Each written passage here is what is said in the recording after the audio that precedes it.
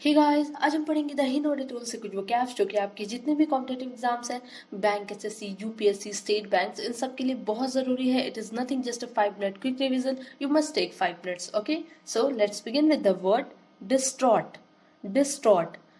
जो बहुत ज़्यादा अपसेट होते हैं उन्हें क्या बोलते हैं? डिस्ट्रॉट. ओके, यानी कि बहुत ज़्यादा कोई इंसान अगर परेशान है, उदास है, तो उसे बोलते हैं डिस्ट्रॉट, यानी कि वेरी अपसेट. यानी कि बहुत ज़्यादा अपसेट होना क्या कहलाता है? Distraught. Extremely sad and upset. Okay, इसके सिनोनिम्स हो गए डिस्टर्बिंग, नर्वस, जेटरी, मजी एंड कंफ्यूज्ड. ओके, तो ये इसके सिनोनिम्स हैं. नेक्स्ट है सोलेशियम.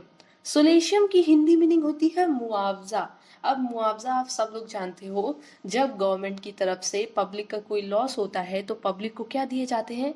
पैसे दिए जाते हैं, यानी कि हर्जाना भरा जाता है कि हाँ, जैसे कभी कभी क्या होता है कि गवर्नमेंट को किसी जमीन की जरूरत होती है. ओके, किसी जरूरी काम के लिए, पर अगर वहां पे किसी का घर है तो उसको फिर क्या करना पड़ता है कि तोड़वाना पड़ता है, और फिर जो वहां पे रहने वाले लोग हैं उन्हें बहुत ज्यादा लॉस होता है. तो इसीलिए उन्हें लॉस ना हो, इसीलिए गवर्नमेंट उन्हें क्या देती है? मुआवजा देती है, यानी कि उनकी भरपाई करती है जो भी लॉस उन्हें हुआ है.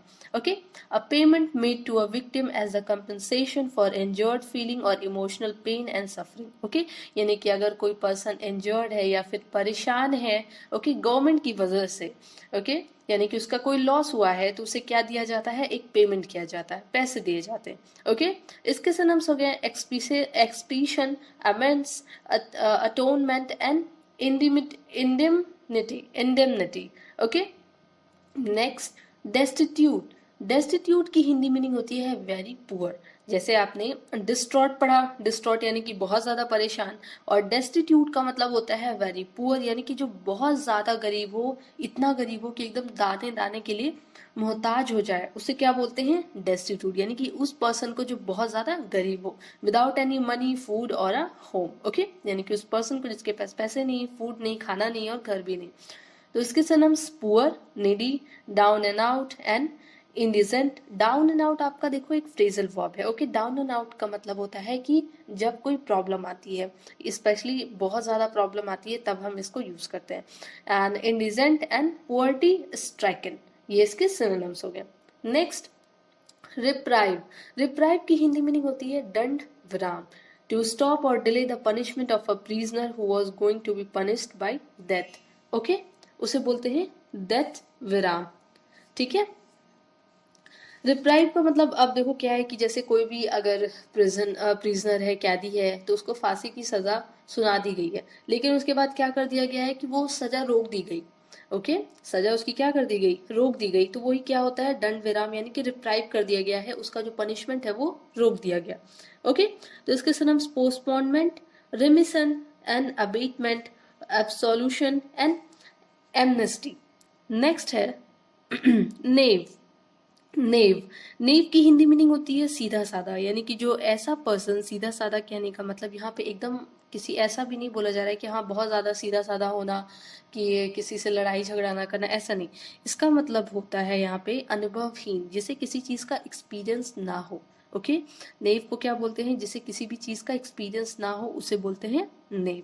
ऐसे पर्सन को बोलते हैं. तो without enough experience of life and too ready to believe और ट्रस्ट अदर पीपल, यानी कि उसे लाइफ का बहुत ज्यादा एक्सपीरियंस ना हो या किसी और चीज का बहुत ज्यादा एक्सपीरियंस ना हो, और वो क्या हो, बहुत ही जल्दी किसी पे भरोसा कर लेता हो, तो उसे बोलते हैं नेव. ओके, यानी कि इसके सिनोनिम्स स्ट्रेट फॉरवर्ड हो गया, austere, unsophisticated and unsophisticated, simple hearted and simple minded. Next है ग्रिम. ग्रिम की हिंदी मीनिंग होती है विकट, यानी कि परेशानी, यानी कि जब कोई चीज बहुत ज्यादा प्रॉब्लम में कोई चीज होता है, बहुत सीरियस होता है, स्पेशली कह लो ग्रिम कब बोलते हैं? जब कोई पर्सन बहुत ज्यादा सीरियस होता है तो उसको बोलते हैं grim. Used about a person के लिए यूज किया जाता है जो कि बहुत ज्यादा सीरियस हो, यानी कि वो हंसता ना हो, हमेशा क्या रहता हो? सीरियस रहता हो, और हंसने से उसको प्रॉब्लम हो. ओके, तो उसे बोलते हैं ग्रिम, यानी कि serious person. Formidable, naughty and inextricable, acute and monstrous. Monstrous, अब मॉन्स्ट्रस होगा. ओके, मॉन्स्टर वाला नहीं, मॉन्स्ट्रस अलग चीज हो जाता है. नेक्स्ट है कॉलिशन. कोलिशन आप सबने सुना है, कई बार रिपीटेड वर्ड है, जिसको बोलते हैं गठबंधन।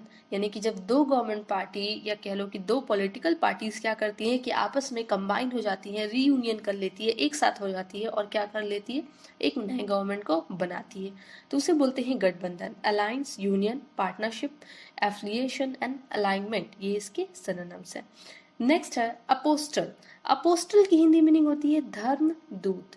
ओके, यानी कि one cent on a mission, यानी कि उस पर्सन को धर्मदूत कहते हैं जिसे किसी मिशन पे भेजा जाए, किसी अच्छे काम को करने के लिए, वो क्या कहलाता है, धर्मदूत।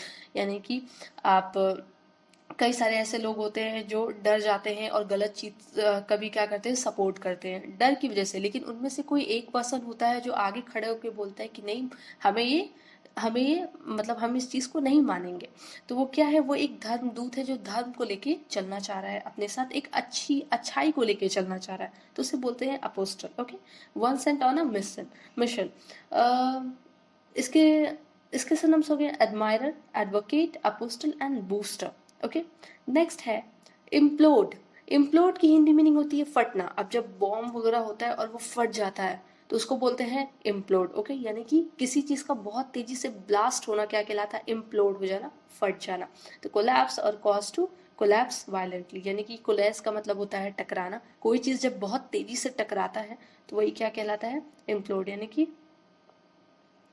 उसको बोलते हैं फटना।